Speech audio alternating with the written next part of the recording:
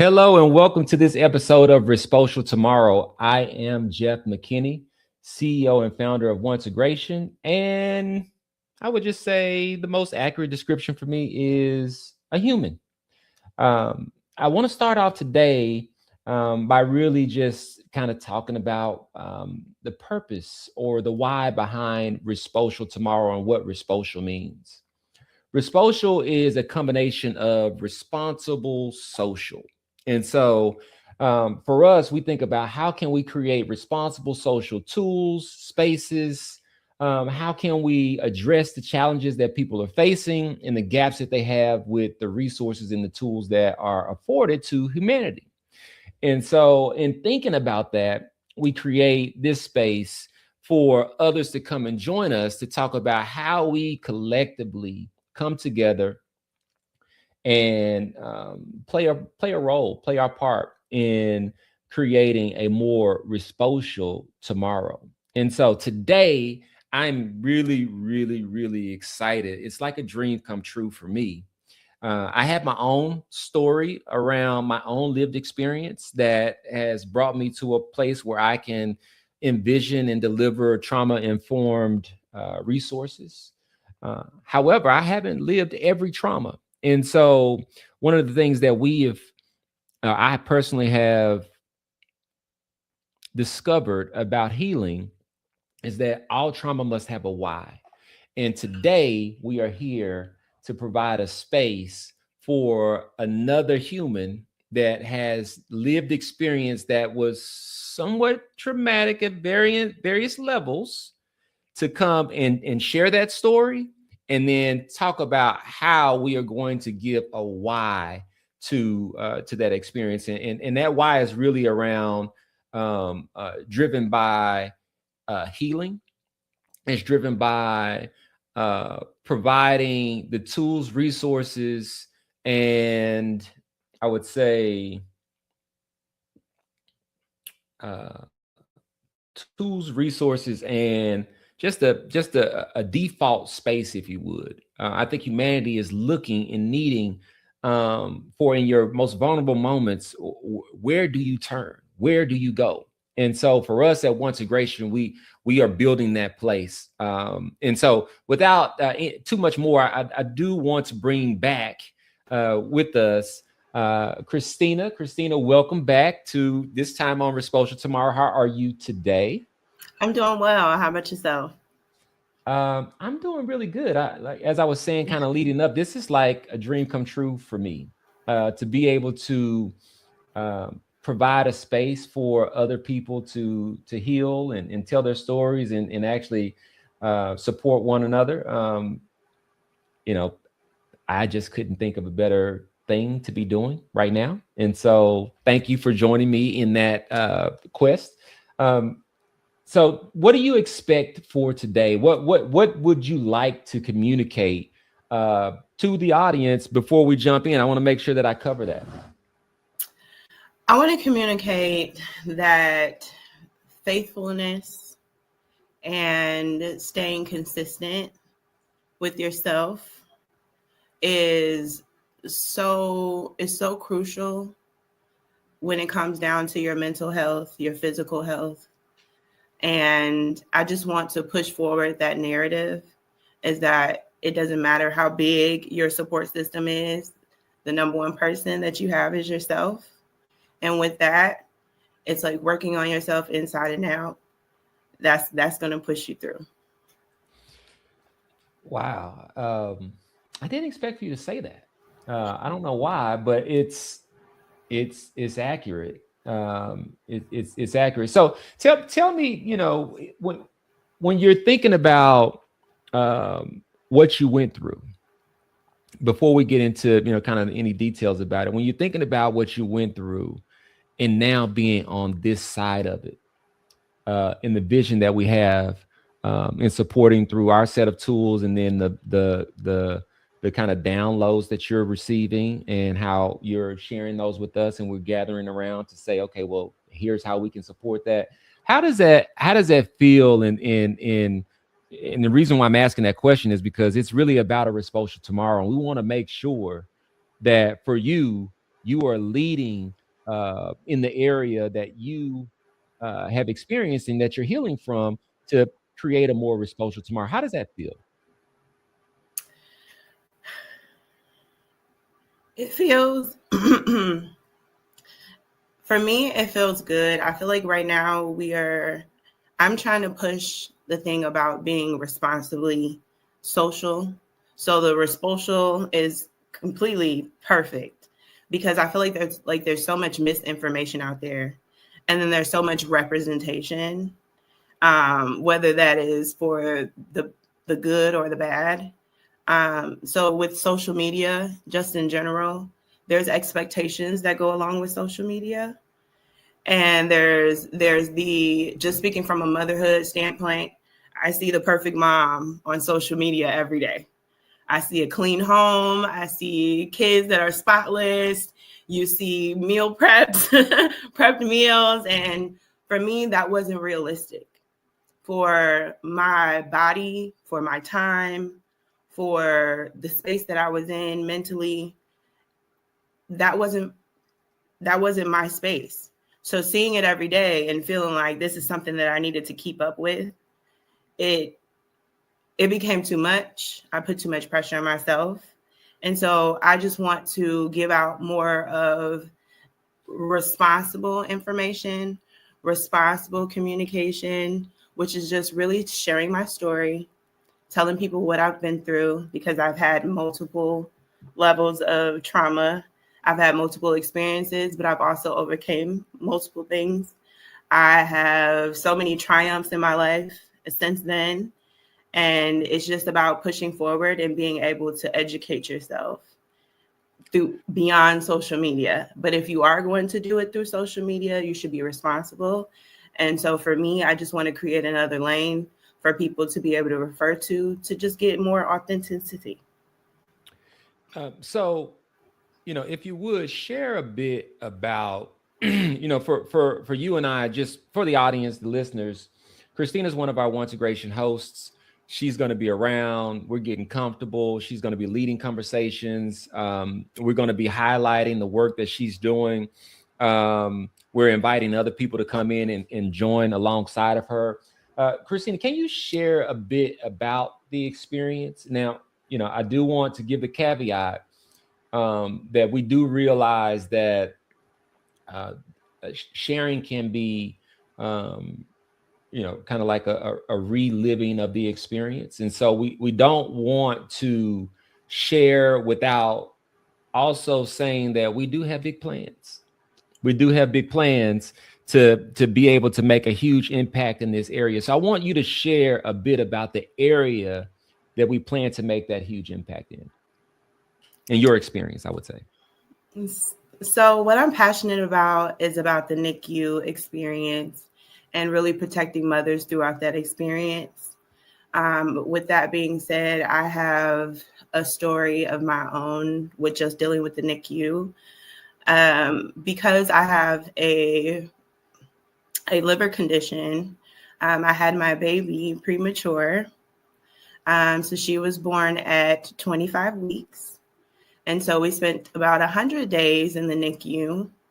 But during that time, I had just moved to Texas. I had just got my first corporate job.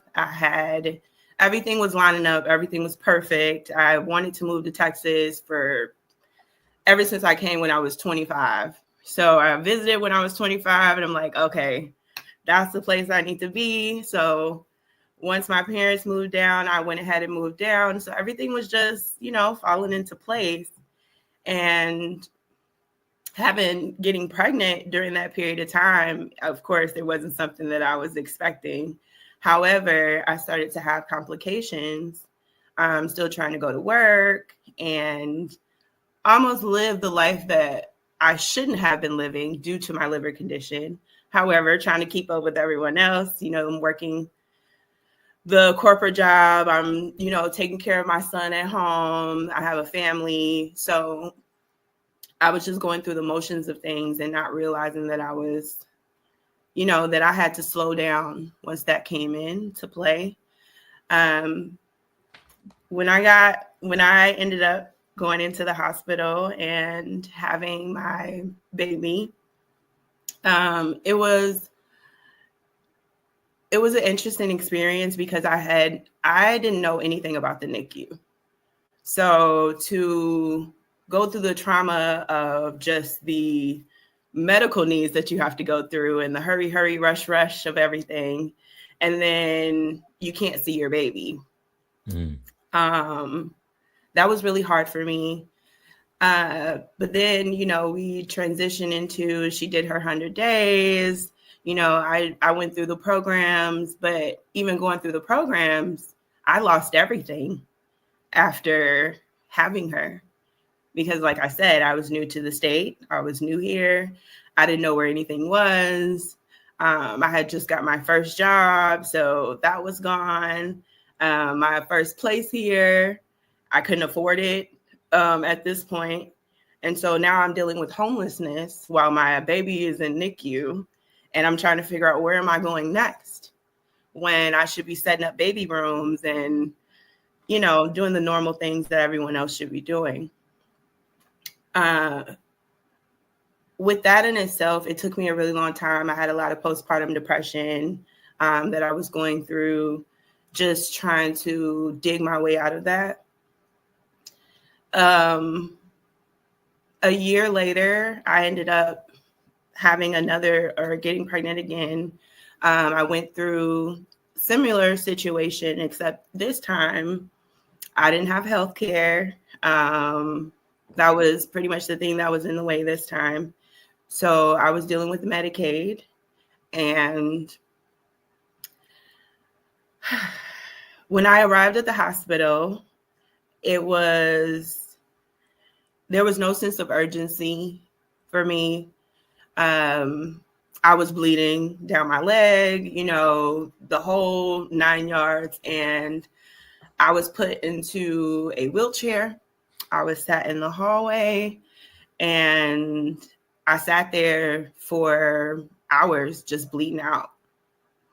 And then once someone did come and get me, the room that I was in was a room that they had to create, was what I was told, because the maternity ward was full. So it was a very, very small room.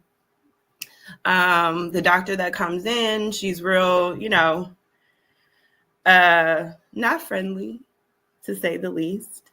So during this experience, I'm not I don't know what's going on. And I'm being told that, you're miscarrying, that's pretty much what's happening to you, but we're going to transition you into another room, and we're going to look, and we're going to do the ultrasound and just make sure that this is accurate.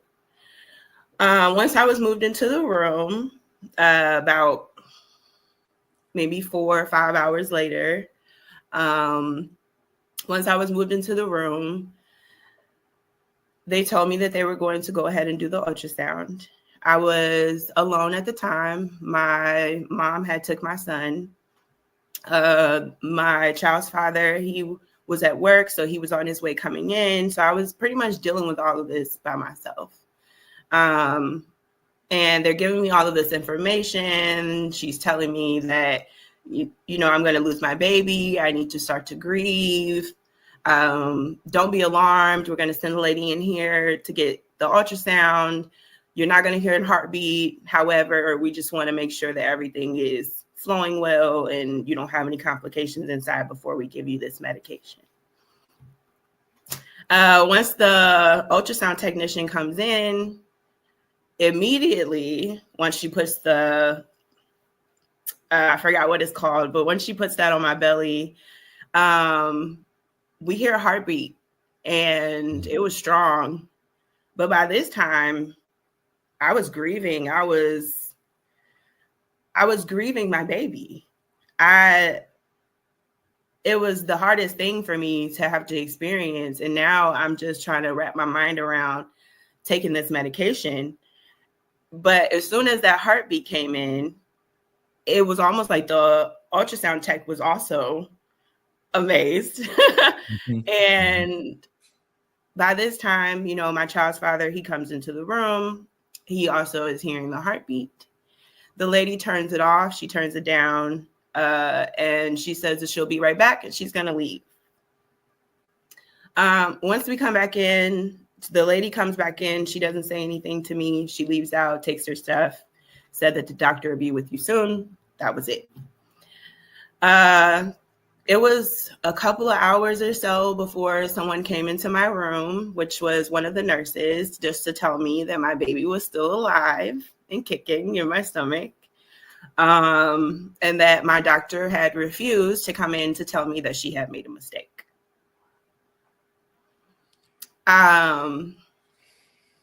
Which was really hard because the doctor was already, just very nonchalant about everything. There was no emergency. It was just, you're going to grieve your baby. The baby's going to die. Here's the process. But then couldn't face me to say, I made a mistake. But however, this is what you need to prepare for. This is our next steps.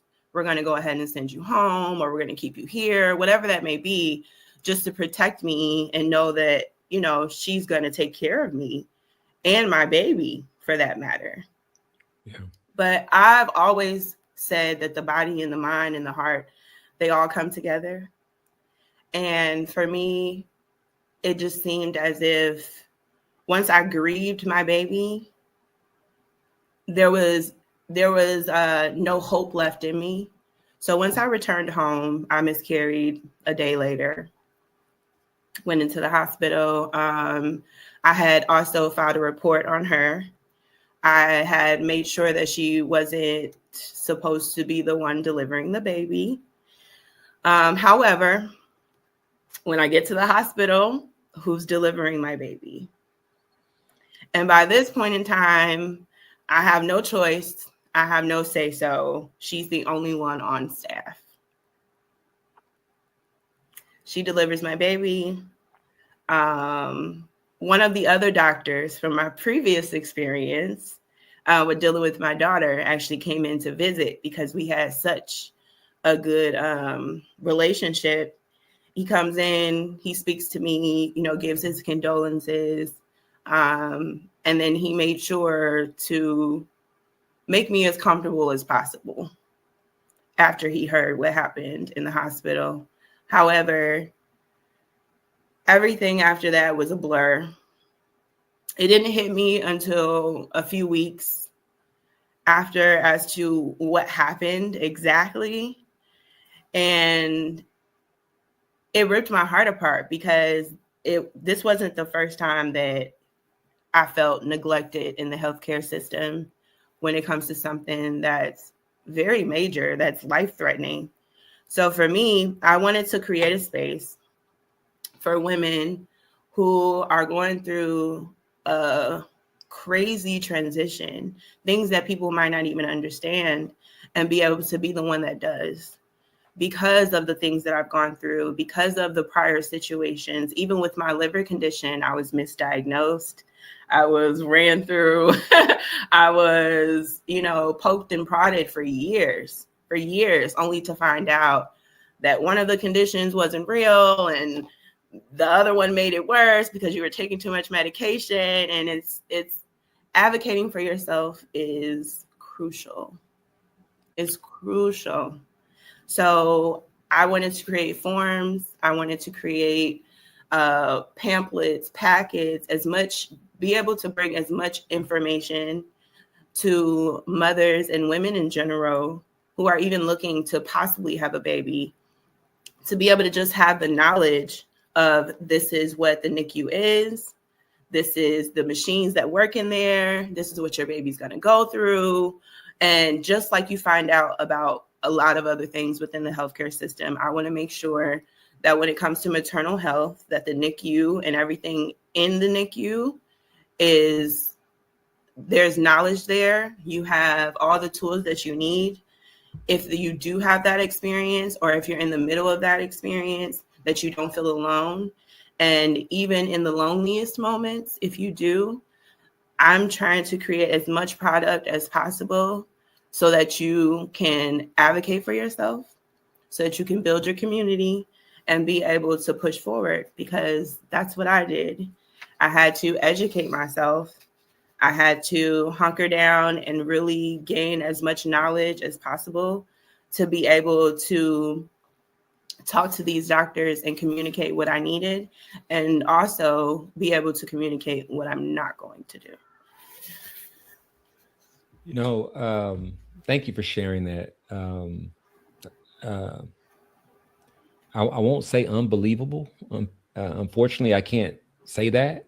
I've actually have a relationship and a collaboration with Dr. Mary Fleming, and she shared some of this around how the whether it be malpractice or the challenges around care that Black women receive, and how this kind of leads to things as drastic as fatalities and all other complications. And this is not a unknown. This is unfortunately, this is I I would say it's not uncommon. Mm-hmm. And so for me, that's why it's it's so timely. It's an opportunity for us to join your experience with someone like Dr. Mary Fleming, and actually, how can we together go forward and do some of this work. Dr. Mary Fleming is actually a founder of a company, I think it's called Kayaba Care, where they were focused on providing care to mothers in these types of scenarios. And so, when I was listening to you and thinking about the conversations that she and I have shared, one of the things that jumped out to me is you kept saying first time. And so one of the things I would like to say is there's no way to know. How could you know when it's your first time experiencing something?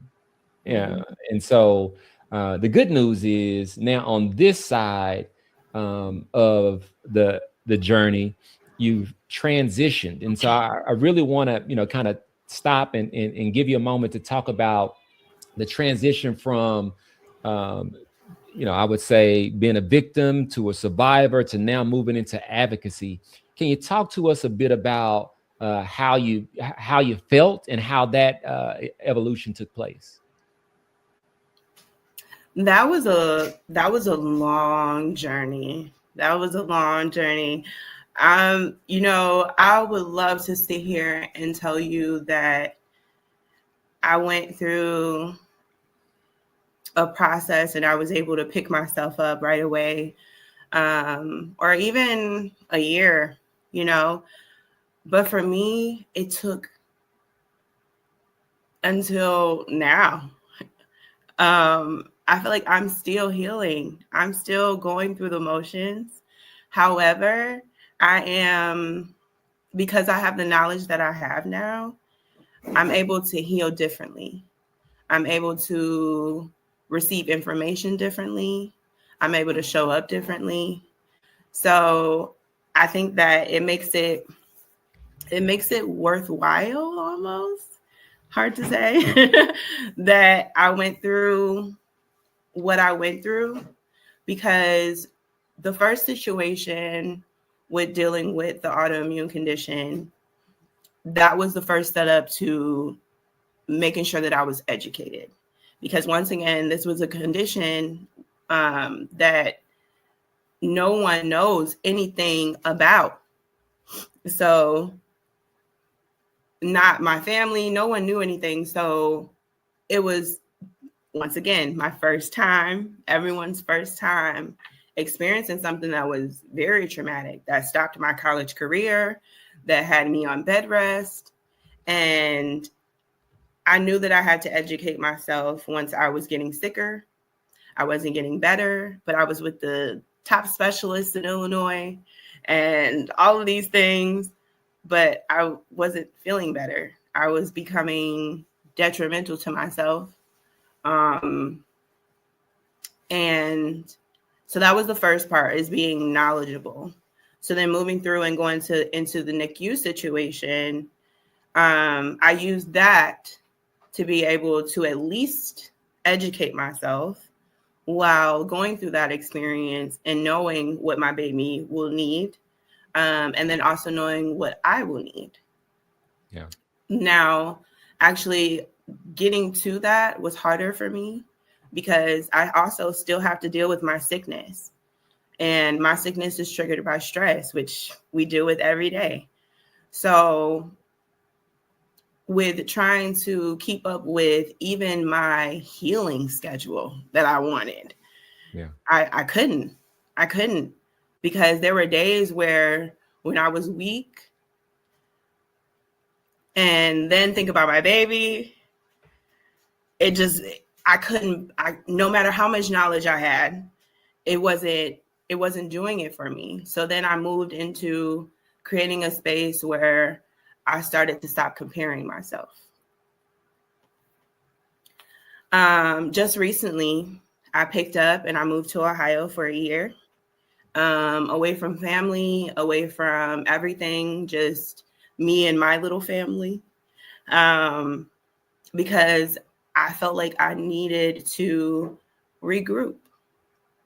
I needed to create a new safe space for myself, and it wasn't here. I couldn't create it here because there was so much weighing on me here. So once I removed myself, I was able to seek God and gaining knowledge through that. And then putting it all together is why I'm here today. So in the midst of all of those things, all the gems is coming. The artwork, the things that I want to say, the things that I want to do, it's all intertwined within those years. It just never was the right time to push through. I never had the right health or whatever was going on.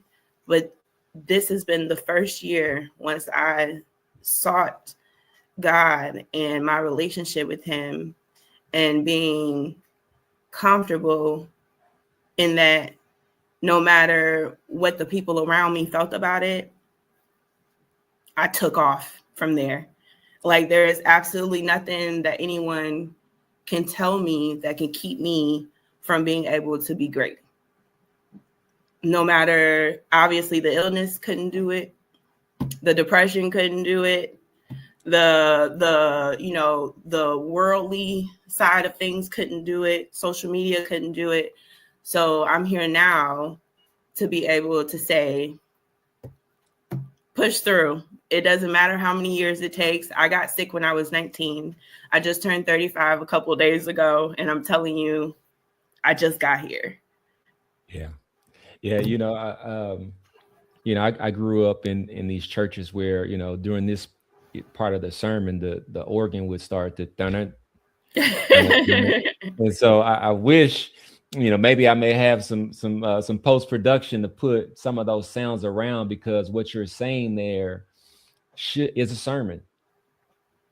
It is a sermon, and I would have to say, from my own experiences, the journey that you talked about and how it evolved and how you were in this space where you couldn't find comfort in that space. And so now you had to almost like set yourself apart, go into this place where you became comfortable with the discomfort, and then allowed yourself to recognize the one voice that really matters. And then after that, you're like, well, nobody can stop me now. I have that connection. I have that guidance, and I know what the mission is, so to speak. And so I think it's if we go back to what you said a moment ago, it wasn't that you said that it was good news, but it almost came across as though you were grateful for the experience. Yes. And so that to me, especially when you say that right now, at this moment, in still pursuit of healing. We talked earlier, don't know if we will ever heal from these things. But what I will tell you is that we will have enough data, that data will be connected to people that you have supported, and people who are benefiting from you being there, and so that their first time they are not alone. And so these are the things that really, really, really get me excited when I'm listening to you tell your story. Um, you know, what I will ask is, as you are looking back, what set of resources were not there that should have been there, that off the top of your mind come to mind before we transition? Now you're looking back and you can see this, and it was a hard time, and we know that going forward we have to be able to provide some of those things to people that are on that same path. What are those resources that should have been there that were not there? I feel like first it starts within the hospital. So my initial introduction into the NICU, there was no introduction. And I feel like that's what's missing. It's subside the fear for the woman would be amazing, to be able to give them more information before going into those locked doors. I feel like I was missing that. I was missing the comfort in the transition of moving from this side of the hospital to the other side of the hospital. Yeah. You know, another thing I would say is the post follow-up. So I did have a group that I worked with within the hospital. But once you're gone, you get a packet, you get a packet with a list of people to call if you need something. But I mean, giving me a thick packet of numbers, granted, it says free, but I don't have the time, the energy, or the stamina to even put forth the effort to call all these people. Yeah. To ask strangers for help. So, and you just, we are living in a time where things move so fast. Kind of what you're describing reminds me of the intranet at a company where you can go on the intranet, but nobody uses it because it's all stale information that, it's just the owner of that. Somebody did this to get a promotion. They got promoted. Right. Nobody else is managing that anymore.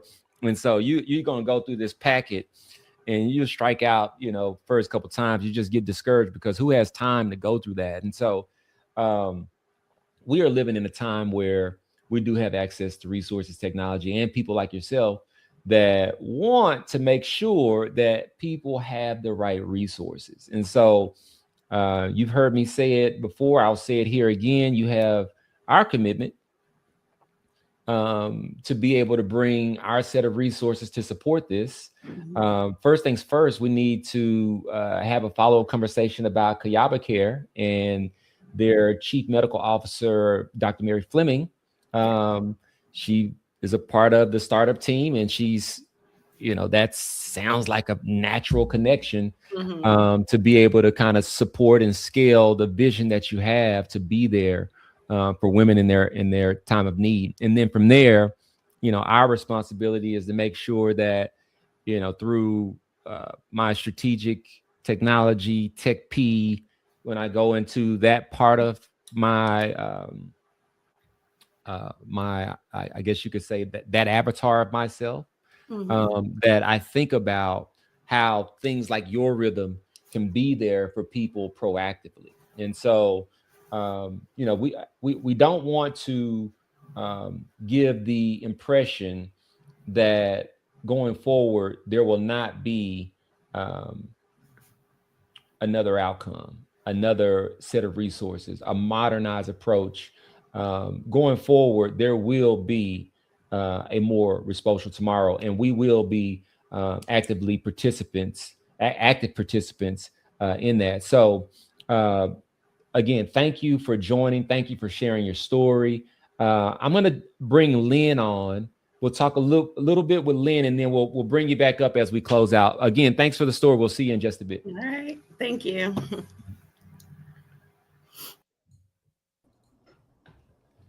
Lynn, how are you today, sir? Yes, sir. Doing well, man. And yourself?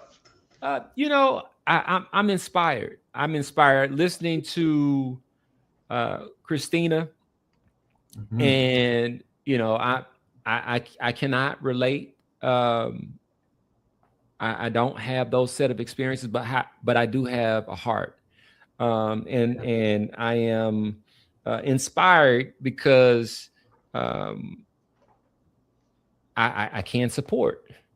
That's something that I can do, and in a way that when you look at society right now, technology is playing a huge role in how we modernize and we provide resources to people, and so that's really encouraging for you.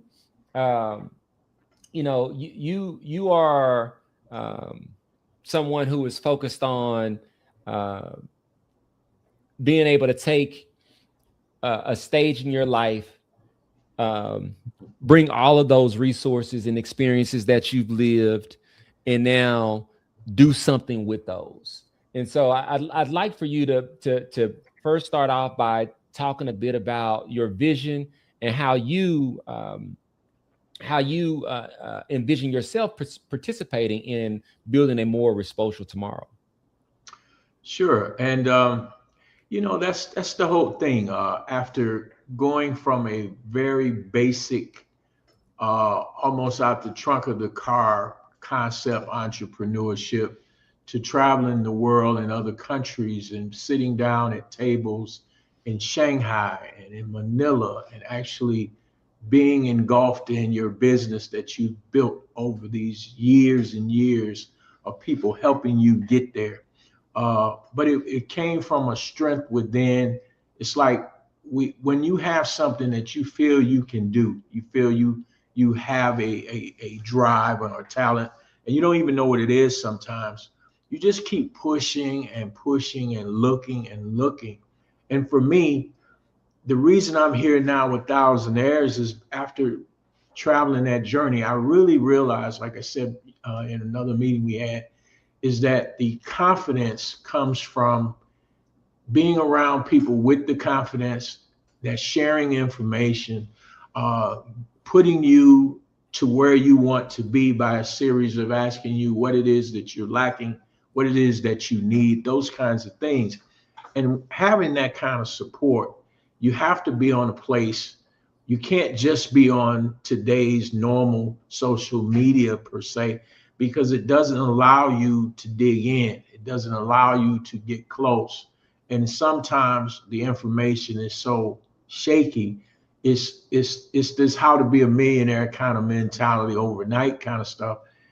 Whereas you just really need to teach the principles of being just good people, good citizens, Absolutely. Yeah. uh, uh, being a person that's self-sufficient, even just being a good community person, whatever that is. And so giving in the community, doing outside yourself, doing things that don't involve money per se, it gives you a different insight.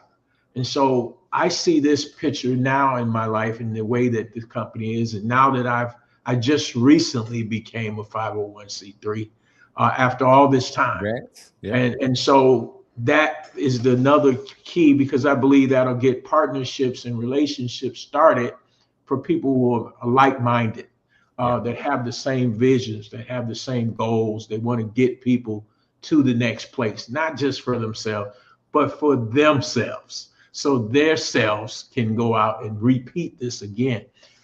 So seeing a young man like you that's doing what you're doing, again, I've met people like you my whole entire life, from teenagers up that were. So I'm looking at a teenager, and I'm sitting here, I'm 40 or 50, Like, wow, this kid's amazing, you know. And you have to be able to see that.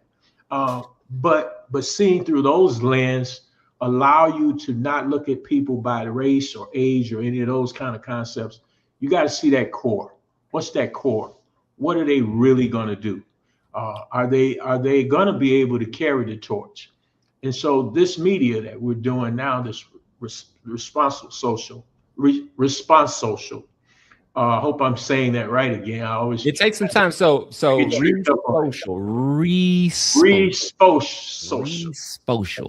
Respocial. There we go. There you go. And so I see that as I saw at the very first moment we talked, and you said it, and the concept went in clearly. I was in the visual as I looked and went back home even and looked at some of the programming and stuff. I said, hey, this makes sense because it's something that I can spend time on versus I don't want to spend time in regular social media. It's counterproductive for me. It's like people love video games, 8-10 hours on a video game. I don't see the purpose. I don't understand it. I don't know what's accomplished by it. I don't know where you get to. Where are you getting to? You won the prize. What's the prize? What is it? Yeah. Is it something that you can use? I don't know. Well, it's interesting you say that. So we are coming to a close for 2025. We just celebrated Christmas. Yeah. My son was saying that he had spent $50 and accidentally he spent $100 because he had spent $50 on the wrong set of something on the PlayStation. Okay. And I try to always be pleasing to God. I was less pleasing to God in my response to my son, in that, again, what are we doing putting money into the PlayStation? You're not buying a game. What was this for? Oh, it's to make my creative player better. So we are going to give money to Japan or whoever owns the PlayStation so that we can make the figure inside of the game better. You know, this is equivalent to us giving money to the algorithm so that the algorithm can give us something back that the algorithm would admit may be fake. It is, you know, there are fake profiles, there are agentic profiles, we don't know. We don't know. So we can continue down this path of doing things like we always have, or we can think about doing some of that stuff, but also taking a slightly different path, which I like to think of as an exodus towards a Respocial Tomorrow, so that we can actually know what the goal is. And so when you put time and resources into something, we should have a commitment on what we're going to get back. And it should be something that actually does something that's purposeful. And so with you, what I saw was you had already started this. I went to your social media. It was beautiful. It was forward leading. It was proactive, and it was almost unseen. And for some reason, when I look at social media, anytime I see things with those attributes, it is unseen. It's almost like nobody sees. It's like the algorithm is allergic to, you know, positivity, to productivity. The algorithm does not like that. And so there lies a huge opportunity. You know, if I'm thinking like, you know, for so many years, I worked inside of these corporate spaces before I was diagnosed with things that, you know, say that those spaces are not necessarily not good for me, but they have to be ideal for me. It was my responsibility to connect with large organizations to go figure out, you know, how could they take their technology footprint forward and be able to meet their internal and external customer needs and business opportunities. That was my job. I was really, really good at that. And so now to be able to take that and pair it with those who want to do it direct to consumer for humanity seems like a perfect fit. And so I'm excited. I'm excited about that. Tell us a bit about, kind of like right now, what you see as the low hanging fruit for Yeah. us to go and actually, like, what can we do right now? Well, like you just said, I've always told people that don't talk to me if you're sitting at your job miserable saying you want to do something, but then don't talk to me because I'm going to say leave today, not tomorrow. Cut it out now. Let's move on. Let's go. So I'm not the right guy if you're not ready to go. But to answer your question, I believe what we have is we have the ability, the low hanging fruit is to tell people the time is now, and we're here to help you today. This is not about tomorrow per se. It's a long road. There is a road, but just because it's a long road, how can you get to a long road by starting much later? It just seems kind of crazy to me. Like it's going to take 10 years. Okay, well, we're going to wait 3 more years and then we're going to take 10 more years. Doesn't make sense. It makes sense to be now, then do the 10. Okay, we now it's 9.5. You know what I mean? So where you sit, look at, and here's the thing: when I see you, and you just said it, people that have been built in schools and corporate with these great talents. Once you have the talent, what's keeping you there? You know all the stuff, or you know enough stuff to now begin another phase. Yeah. So a guy that knows how to put electronic things together, or he can work on, he works on carpentry, or he works on cars, whatever he does. If he's doing it at a high level already for XYZ company, why is it not that your name's on the truck? Why is not your name on the truck? You're going to do the same thing when you go to the next house. You're going to do the exact same thing you're doing already. So in our space today, we need to just empower people, work together to accomplish these goals, and then encourage them to be confident in their space, be confident in who they are. They're beings that have been given a gift. Each of us have them. Is pulling that out and getting it outside yourself. That's where the wins are. The wins are outside yourself. They're not, you can hold on to all this in here you want. It's not going to help you until you give it away. You one of these days, Lynn, I'm going to have the words to be able to articulate what your presence at this time has meant for me. Okay. You talked about being around others with confidence. I never, even when I felt at my lowest, what kept me from these dark thoughts. I used to have I have a concealed handgun. I'm in my home, so you can have a gun in your home. I had a gun right up here, and in my lowest point, I would look at this gun and I would have these thoughts, and I said, I'm gonna put this gun up because I don't know why I'm having these thoughts, and I'm Jeff McKinney. What do you mean? Like, what's going on? Like, I don't know what's going on. Like, I have a bunch of belief in myself. I don't really know what's going on right now, but these thoughts that I'm having don't align. And so I do think there is something more to what you said. Even if you already have confidence or you had confidence, you don't know if it's still there. You don't know what happened to it. Being in community, being in close proximity with others would allow for people to have a couple steps removed, but also be able to say, hey, look, I've seen that before. Right. Even in the way that you described me, there are people that are closer to me that would describe me totally different. And I mean, in not the most favorable way. Yeah. And I would say to those people, doesn't matter. Yeah. It doesn't matter. It doesn't matter because, for me, I always try to make sure that I'm first being pleasing to what the word says and what the scripture says. And so I would advise for everyone else to do the same. And when you do that, then you would see that you're supposed to support, love, care. There's these fruits of the spirit that are supposed to be present. And so why would I go? This is what I know now looking back. Why would I go and marry myself or pair myself or yearn to be a part of something that lacks fruits. And so when I'm talking to you, it's almost like I can just walk up and grab a piece off the tree, have it. You can see me grabbing the fruit. You can stop and have a conversation with me about what I just learned from you and how I'm putting it in play.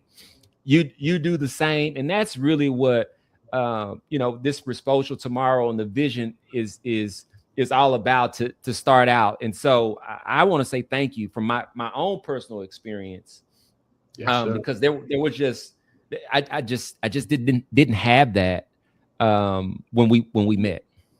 Okay. And I would have never known that, because I tell you, like I said, I guess it's what you're speaking about. There's a veil, there's a certain aura when you meet people. And I guess we've all felt that, where you either gravitate to it or you push back from it. And it's either magnetic. Magnet pushes both ways. Magnet draws, but it can also push away stuff too that's turned the wrong way. Okay.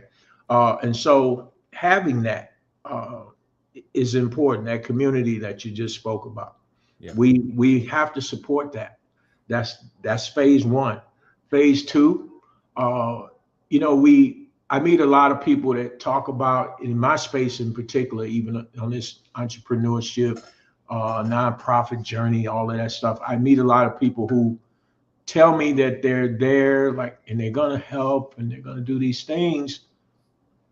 They don't do those things, and I take that not as an insult of any kind. I take that as not the proper parent. That's correct. Not the proper parent. I'm glad it only took a week to find that out.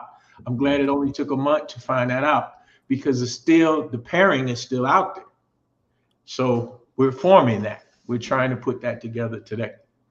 Yeah, what I'll say is, this is the beginning. Mm-hmm. This is the beginning, and if done properly, this doesn't live or die with us. That's right. This is something that we bring other people into. We provide access. It's an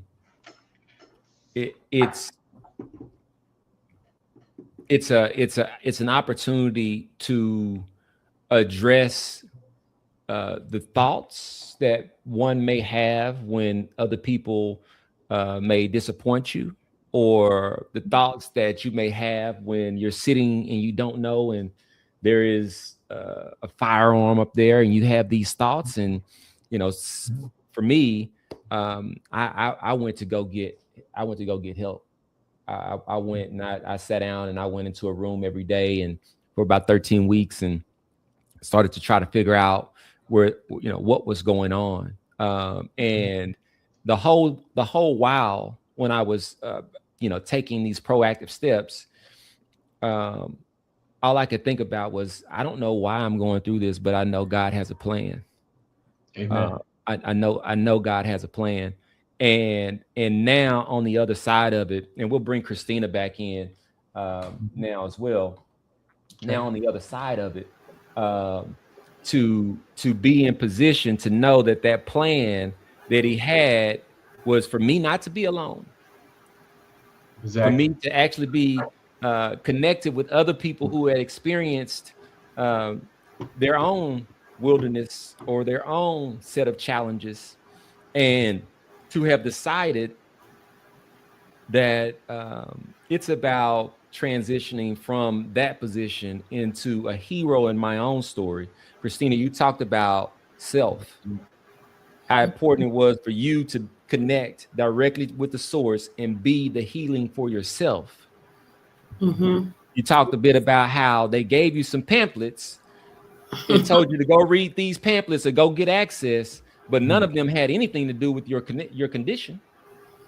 They had everything to do with just that sliver or silo of whatever they built that stack of papers on. None of it was specially curated for you.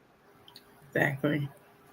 And so now we have together a set of experiences and a set of confidence that comes along with unity and bringing people together for us now to support them. So just like you were talking, and I had never thought about Mary Fleming before that.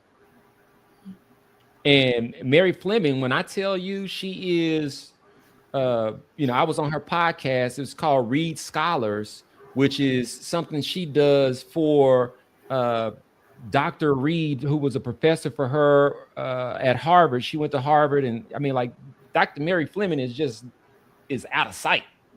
And so she and her purpose would love to connect with you. This is what they do. And so now we get stronger because we're now merging networks. And it's all around everybody doing what they believe is best and align with their purpose. We're not competing in any way. Right. We're not competing in any way. So, as I was sharing with Lynn at the close there, this is the beginning. This is the beginning. We are going to be back at this over and over and over again. We're never going to stop. We're never going to stop. This doesn't live with us. I'm really excited about that. I want to turn over to you both. I always like to. I don't know everything. I don't know what I didn't ask. I don't know what's on your heart to share. And so I definitely want to close my mouth and then give you guys that before we jump. So last episode we went with Lynn first. So Kristina. Your turn. I mean, one thing I will speak for my overall capacity of what I endure every day. So just being a woman who has, a family. I'm a mother of 2. I have this liver condition that I've had for it almost feels like 20 years. I just want everyone to know that you don't have to show up the way that everybody else wants you to show up. You just got to do the best at trying every day for yourself to show up. And it may not look the way that everybody else wants it to look, but speaking from experience and having the condition that I have, my life never looks the way that other people want it to look. So it's just being able to push through. And if you're doing your best and you know that God knows that you're doing your best, that's what matters. And you should take that to heart. Nothing else matters more than God and you. Well put. Yeah. Well put. Yeah. Well said. Yeah. Yeah. Lynn? Yeah. So, I want to just say something to the two sides of what Thousandaires is reaching out to and talking to. So for those people that are trying to decide, what do I need to do to be able to accomplish my dream, start my dream? Give a call to us and we can talk about some of the things that we know that you may need, the things that we've experienced, and give you the direction and get to some of those tools. To the other side, I'm also looking for people who are same-minded about this philanthropist, nonprofit world that want to make things happen. And they want to coordinate with people who are going to fight, who are going to get out there and do the work that's necessary to push it forward. So to them, I say, let's connect. Let's get together and let's have something to go out there and put out into the world. Yeah, I gotta. We are doers. It's okay if you're not a doer yet. True. But we do want to reiterate that there is such a feeling in doing that is, I don't know which word to describe it as, but it's why you were created. We were created to do in alignment with our purpose. And we all have gone through very different things. And so, for me, what I would close with is that, I imagine the day when everyone has a centralized resource that would enable them to have the guidance to make the best decisions for themselves, given their set of lived experiences. And then layered on top of that, as they approach their best self and their improving well-being, to layer in civic engagements and things like that. That, for example, for me, I talked about it before. You guys will hear me mention it often. I didn't know what going to go be a part of the Keep the Republic, Diane Nash commencement exercise, or to be able to support that movement would do for me. However, not to mention being able to learn and kind of have these things introduced into my subconsciousness. Diane, Miss Diane, said to me, I wasn't feeling really good one day, and she called and we were talking. I was sharing with her how I felt, and she said, one thing I will tell you, Jeffrey, is being a part of the movement, you're gonna feel good about yourself. And I thought about what she was saying. I was like, how does she know this? And I was like, how does she not know this? She would go on to tell me all of these stories that she had gone through, including going to jail, 9 months pregnant, having cockroaches fall on her in the middle of the night in Mississippi. But she still told me that being a part of the movement, no matter what, you would feel good about yourself. And so that says to me the importance of civic engagement and what that does for the soul, because it's aligned with purpose. And so we have access to that. I don't know another place where you can go and get aligned with Presidential Medal of Freedom holders.